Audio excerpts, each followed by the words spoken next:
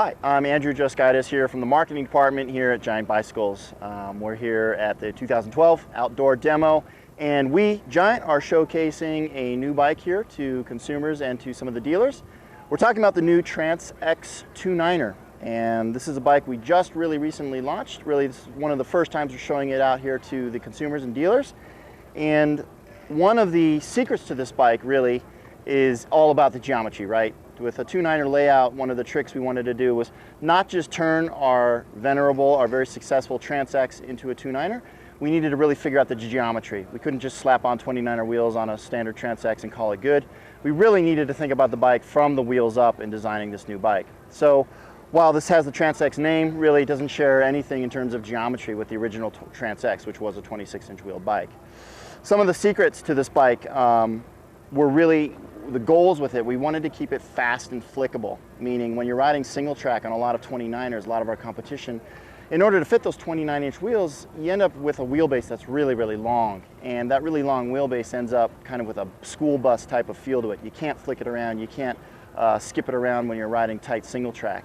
We didn't want that with this bike. We wanted a bike, like I said, that was fast and flickable. So really the secret to this particular bike is the rear swing arm itself. The RC on this, the rear center from the bottom bracket all the way to the center of the rear axle, is over 10 millimeters shorter than our very popular Anthem X 29er, which already is a pretty sharp steering bike.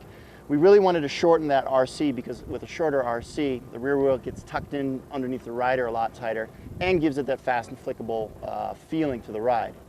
One of the engineering challenges, the biggest engineering challenge we had with this bike, was how to bring that rear end closer to the rider. And if you're familiar with some of our past models like the Trance X or Anthem X, it had a spar swing arm that distanced the wheel, that pushed the wheel out in order to get proper tire clearance. So we really had to think about this bike from the ground up and how to design it in a way that brought that rear wheel in. Well, the secret or the answer to that question is this, what we're talking about, the single spar rear swing arm, which just happens on right back here on the swing arm.